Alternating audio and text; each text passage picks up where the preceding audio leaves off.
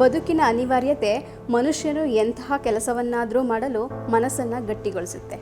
ಆ ಅನಿವಾರ್ಯತೆಯ ಸವಾಲನ್ನು ಎದುರಿಸಿ ಬರೀ ಗಂಡಸರು ಮಾತ್ರ ಮಾಡುತ್ತಿದ್ದ ಕೆಲಸವಾದ ಶವಗಳ ಪೋಸ್ಟ್ಮಾರ್ಟಮನ್ನು ತನ್ನ ವೃತ್ತಿಯಾಗಿಸಿಕೊಂಡಿದ್ದಾರೆ ನಂಜನಗೂಡು ತಾಲೂಕಿನ ಹುಲ್ಹಳ್ಳಿಯ ಚನ್ನಪಟ್ಟಣ ಗ್ರಾಮದ ರಾಜಮ್ಮ.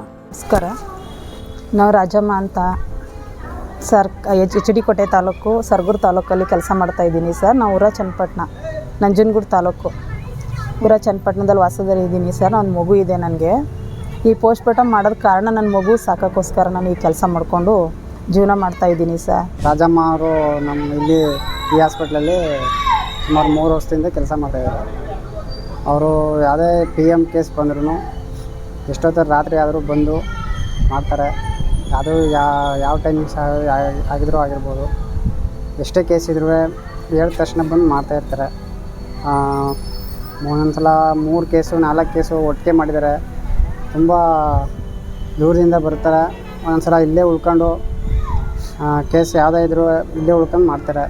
ಅಲ್ಲಿನ ಆಡಳಿತ ವೈದ್ಯಾಧಿಕಾರಿಗಳಾದ ಡಾಕ್ಟರ್ ರವಿಕುಮಾರ್ ಮತ್ತು ಡಾಕ್ಟರ್ ಪಾರ್ಥಸಾರಥಿ ಅವರು ರಾಜಮ್ಮ ಅವರ ಧೈರ್ಯ, ದಕ್ಷತೆ ಬಗ್ಗೆ ಮಾತನಾಡ್ತಾರೆ. ಶ್ರೀಮತಿ ರಾಜಮ್ಮ ಸುಮಾರು 40 ವರ್ಷದ ಹೆಣ್ಣು ಮಗಳು. ಸುಮಾರು 2004-05ನೇ ಸಾಲಿನಲ್ಲಿ ಹುಲ್ಹಳ್ಳಿ ಪ್ರಾಥಮಿಕ ಆರೋಗ್ಯ ಕೇಂದ್ರದಲ್ಲಿ ನಾನು ಆಡಳಿತ ವೈದ್ಯಾಧಿಕಾರಿಯಾಗಿದ್ದಾಗ ಈ ರಾಜಮ್ಮ ಎಂಬವರು ತುಂಬ ಕಡು ಬಡತನದಿಂದ ನನಗೆ ಕೆಲಸ ಕೇಳ್ಕೊಂಡು ಬಂದರು. ನಾನು ಅಲ್ಲಿ ಹೆರಿಗೆ ವಿಭಾಗಕ್ಕೆ ತಿಂಗಳಿಗೆ 1000 ರೂಪಾಯಿ ನಿಟ್ಟಿನಲ್ಲಿ ಕೊಡೋ ನಿಟ್ಟಿನಲ್ಲಿ ಇವರು ನಾನು ಅಪಾಯಿಂಟ್ಮೆಂಟ್ ಮಾಡಿಕೊಂಡು ಅಲ್ಲಿ ಕೆಲಸ ಮಾಡಿಸ್ತಾಯಿದ್ದೆ. ಸೊ ನೀವು ತಿಳಿದಿರೋ ಹಾಗೆ ಸರ್ಕಾರಿ ಕೆಲಸಗಳಲ್ಲಿ ಗ್ರೂಪ್ ಡಿಗಳದ್ದು ಅವು ಇವು ಸ್ಕೇರ್ಸಿಟಿ ಜಾಸ್ತಿ ಇರ್ತದೆ. ಸೊ ಹಾಗಾಗಿ ನಮ್ಮಲ್ಲಿ ತುಂಬ ಹುಲ್ಹಳ್ಳಿ ಪ್ರಾಥಮಿಕ ಕೇಂದ್ರದಲ್ಲಿ ತುಂಬ ಪೋಸ್ಟ್ಮಾರ್ಟಮ್ಗಳು ಬರ್ತಾಯಿತ್ತು. ದಿನಕ್ಕೆ 4-5 ಬರ್ತಾಯಿತ್ತು. ನಮ್ಮಲ್ಲಿ 3 ಜನ ಗ್ರೂಪ್ ಡಿಗಳಿದ್ದರು. ಟೈಮ್ ಗ್ರೂಪ್ ಡಿಗಳು ರಜಾ ಹಾಕಿದಾಗ, ಕೆಲವು ಟೈಮ್ ಸಿಕ್ಕೋದಾಗ ಗ್ರೂಪ್ ಡಿಗಳ ಸಮಸ್ಯೆ ಆಯ್ತಿತ್ತು. ಸೊ ಇವಳು ಮೆಟರ್ನಿಟಿ ವಿಭಾಗದಲ್ಲಿ 1,000 ರೂಪಾಯಿಗೆ ಕೆಲಸ ಮಾಡ್ತಾಯಿದ್ಲು. ನಾನು ಇವಳನ್ನ ಕರೆದೆ, ಬಮ್ಮ ನೀನು ಸ್ವಲ್ಪ ಯಾಕೆ ಪ್ರಯತ್ನ ಮಾಡಬಾರ್ದು ಅಂತ.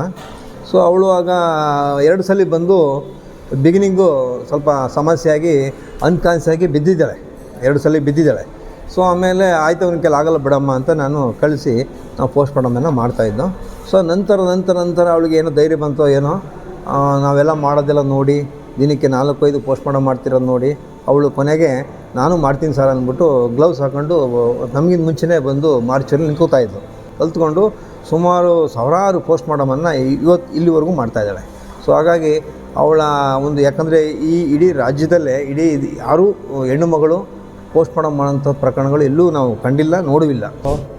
ಒಂದು ನೈಪುಣ್ಯತೆ, ಒಂದು ಎಕ್ಸ್ಪೀರಿಯನ್ಸ್ ಪಡ್ಕೊಂಡಿರೋದ್ರಿಂದ ಒಂದು ಲೀಲಾಜಾಲವಾಗಿ ಬಾಡಿ ಓಪನ್ ಮಾಡೋದಿರ್ಬೋದು, ನಾವು ಏನು ಸೂಚಿಸಿದಂಥ ಒಂದು ಅಂಗಾಂಗಗಳನ್ನ ತೋರಿಸಿ ಅದನ್ನು ಕಟ್ ಮಾಡಿ ಒಂದು FSL ಕಳಿಸಿರ್ಬೇಕಾಗಿರೋದು ಬೇಕಾದ ಪಕ್ಷದಲ್ಲಿ ಇದನ್ನೆಲ್ಲ ಒಂದು ಭಾಳ ಸುಲಲಿತವಾಗಿ ಮಾಡ್ತಾರೆ. ಪ್ಯಾಕೇಜಿಂಗ್ ಇರ್ಬೋದು, FSL ಕಳಿಸೋ ವ್ಯವಸ್ಥೆ ಇರ್ಬೋದು, ಇತರೆ ಎಲ್ಲ ಕಾರ್ಯಗಳು ಅವರೇ ಒಂದು ಆಫ್ಟರ್ ಪೋಸ್ಟ್ಮಾರ್ಟಮ್ ಆಲ್ಸೋ ಅವ್ರು ಮಾಡ್ತಕ್ಕಂಥ ಒಂದು ಏನು ಬಾಡಿನ ಡಿಸ್ಪೋಸ್ ವಾರಸ್ದಾರಿಗೆ ಕೊಡಬೇಕಾದ್ರೆ ಒಂದು ಚೆನ್ನಾಗಿ ಪ್ಯಾಕ್ ಮಾಡಿ ಸೂಚರಿಂಗೆಲ್ಲ ಮಾಡಿ ಪ್ಯಾಕ್ ಮಾಡಿ ಚೆನ್ನಾಗಿ ಮಾಡ್ತಾಯಿದ್ದಾರೆ. ಈ ಹಿಂದೆ ಅವರು ಈಗ ಆಲ್ರೆಡಿ ನನ್ನ ತಿಳಿದ ಮಟ್ಟಿಗೆ ಒಂದು 1000 ಕೇಸ್ಗಳು ಮಾಡಿದ್ದಾರೆ ಅನಿಸುತ್ತೆ. ಪ್ರಥಮವಾಗಿ ಏನು ಅಂತ ಅಂದರೆ ಈ ಕೆಲಸ ಯಾವುದೇ ಕೆಲಸನೂ ಯಾರು ಬೇಕಾದರೂ ಮಾಡ್ಬೋದು. ಒಂದು ಹೆಂಗಸು ಇಂಥ ಕೆಲಸಕ್ಕೆ ಒಂದು ಸೀಮಿತ ಅಂತ ನಾವು ಹೇಳೋಕ್ಕಾಗೋದಿಲ್ಲ. ಯಾಕೆ ಅಂತಂದರೆ ಶ್ರೀಮತಿ ರಾಜಮ್ಮ ಅವರು ಈಗ ನಾವು ತಿಳಿದಿರೋ ಹಾಗೆ ಒಂದು ಶವ ಪರೀಕ್ಷೆ ಮಾಡ್ತಾಯಿದ್ದಾರೆ. ಪೋಸ್ಟ್ಮಾರ್ಟಮ್ ಮಾಡಬೇಕು ಅನ್ನುವಂಥ ಧೈರ್ಯ ಯಾವಾಗ ಬಂತು ನಿಮಗೆ? ಇಲ್ಲ ಸರ್, ಹುಲ್ಹಳ್ಳಿಲಿ ನನಗೆ ತುಂಬ ಕಷ್ಟ ಆಯ್ತಲ್ಲ. 1,000 ರೂಪಾಯಿ ಕೆಲಸಕ್ಕೆ ಸೇರ್ಕೊಂಡಿದ್ದು. ನಮ್ಮ ಸರ್ ಅಂದರು, ಈ ಕೆಲಸ ಬಿಟ್ಟರೆ ಇನ್ನೇನು ಕೆಲಸ ಮಾಡ್ಕೋತೀಯ ಮುಂದೆ, ಈಗಲೇ ಕಲಿತಾ ಇಲ್ಲ ನೀನು, ಧೈರ್ಯನೇ ಇಲ್ಲ ನಿನಗೆ ಅಂತ ಹೇಳಿದ್ರು. ನಾನು ಹೋಗಿ ಮಾಡೋಣ ನನಗೆ 2 ಸಲ ಹೋಗಿದ್ದೆ ಸರ್. 2 ಸಲ ಫುಲ್ ಜ್ವರ ಇತ್ತು ಸರ್ ನನಗೆ. ನಾನು ಬೇಡ ಅಂದ್ಕೊಂಡು ಬಂದ್ಬಿಟ್ಟಿದ್ದೆ ಸರ್. ಆಗ ನೋಡೋಣ ಸ್ವಲ್ಪ ಟ್ರೈ ಮಾಡ್ತೀನಿ ಅಂದ್ಬಿಟ್ಟು ನನ್ನ ಮನಸ್ಸು ಹೊಳೆದ್ಬಿಡ್ತು ಸರ್. ಇದು ಬಿಟ್ಟರೆ ನಂಗೆ ಬೇರೆ ಯಾವುದೂ ದಾರಿ ಇಲ್ಲ ಅಂದ್ಬಿಟ್ಟು ಆಗೋಗಿ ನಾನೇ ಪೋಸ್ಟ್ಮಾರ್ಟಮ್ ಎಲ್ಲ ಮಾಡೋಕ್ಕೆ ರೆಡಿ ಮಾಡಿದೆ. ಡಾಕ್ಟ್ರುಗಳ ಜೊತೆ ಹೆಲ್ಪ್ ಮಾಡ್ತಾಯಿದ್ದೆ ಸರ್, ನೋಡ್ಕೊತಾ ಇದ್ದೆ. ಇವ್ರು ಹಿಂಗೆ ಮಾಡ್ತಾರೆ ಹೆಂಗೆ ಏನು ಅಂತ ಕೇಳ್ಕೊತಾ ಇದ್ದೆ. ಆಗ ನಾನು ನೋಡ್ಕೊತಾ ಡಿ ಗ್ರೂಪ್ ಮಾಡ್ತಿದ್ರಲ್ಲ ನೂರಮ್ಮದ ಅಂತ, ಅವ್ರ ಹತ್ರ ನೋಡ್ಕೊತಾನೆ ಇದ್ದೆ. ಕಲ್ತ್ಕೊಂಡು ಆ ಕೆಲಸ ನನಗೆ ತುಂಬ ಇದು ಈಜಿನ ಇಷ್ಟೇನ ಕೆಲಸ ಅಂದ್ಬಿಟ್ಟು ನಾನು ಮಾಡೋಕ್ಕೆ ಸ್ಟಾರ್ಟ್ ಮಾಡಿದೆ ಸರ್. ಬಂದು ನಾನು HD ಕೋಟೆಗೆ ಬಂದೆ. HD ಕೋಟೆಯಲ್ಲಿ 8 ವರ್ಷ ನಾನು ಕೆಲಸ ಮಾಡಿದೆ. ಒಂದು ಹೆಣ ಕೊಯ್ಯುವಂಥದ್ದು ಅಂತ ಏನು ಹೇಳ್ತೀವಿ, ಅದು ನೋಡಿದಾಗ ನಿಮಗೆ ಭಯ ಅನ್ಸೋದು ಅಥವಾ ಅನಿಸ್ತದೆ ಸರ್, ಅನಿಸ್ತಿತ್ತು ಯಾಕೆ ಇದನ್ನ ಮಾಡ್ತಾ ಇದ್ದೀನಿ, ಇದನ್ನ ಬೇಡ ಅಂತ ಏನಾರು ಅನ್ಸಿದ್ಯಾ ಯಾವಾಗಲಾದ್ರೂ?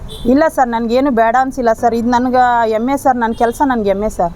ಬೇರೆ ಏನಾದರೂ ಹೇಳ್ಕೊಳ್ಳಿ, ನನ್ನ ಕೆಲಸ ನನಗೆ ಹೆಮ್ಮೆ. ನಾನು ಬದುಕಿ ತೋರಿಸ್ಬೇಕು ಸರ್ ಪ್ರಪಂಚದಲ್ಲಿ. ಹೆಣ್ಮಕ್ಳಾಗಿ ನಾನು ನಿಂತ್ಕೊಂಡ್ಮೇಲೆ ಇನ್ನು ಮುಂದೆ ಕಾಲು ತೆಗಿಯಲ್ಲ ಸರ್. ನಾನು ಯಾವುದು ಚೆನ್ನಾಗಿ ಕೆಲಸ ಮಾಡ್ಕೊಂಡು ಹೋಗ್ತೀನಿ ಸರ್. ಹೆಣ್ಮಕ್ಳನ್ನ ಎಲ್ಲ ಇದೇ ಥರ ಕೆಲಸ ಮಾಡಿ ಅಂತ ಹೇಳ್ತಾ ಇಲ್ಲ, ಬೇರೆ ಬೇರೆ ಕೆಲಸನೂ ಇರ್ತವೆ, ಮಾಡ್ಬೋದು ಸರ್. ಅವ್ರು ಹೆಣ್ಮಕ್ಳು ಬದುಕಿ ತೋರಿಸ್ಬೇಕು ಸರ್. ನಾನು ಒಬ್ಬಳೇ ಸರ್ ಇದೊಂದರಲ್ಲಿ ಮಾಡೋಕ್ಕೆ ಇಳಿದಿದ್ದು. ಜೊತೆಯಲ್ಲಿ ಕೆಲಸ ಮಾಡುವವರಿಗೆ ರಾಜಮ್ಮನ ಜೊತೆ ಕೆಲಸ ಮಾಡುವುದು ಹೆಮ್ಮೆಯ ವಿಷಯ. ಮತ್ತಷ್ಟು ವಿಶೇಷ ವಿಡಿಯೋಗಳನ್ನು ನೋಡಲು ಮತ್ತು ಹೊಸ ವಿಡಿಯೋಗಳ ಬಗ್ಗೆ ತಿಳಿಯಲು ಈ ದಿನ .com ಯೂಟ್ಯೂಬ್ ಚಾನೆಲ್ ಸಬ್ಸ್ಕ್ರೈಬ್ ಮಾಡಿ ಮತ್ತು ಬೆಲ್ ಐಕಾನ್ ಕ್ಲಿಕ್ ಮಾಡಿ.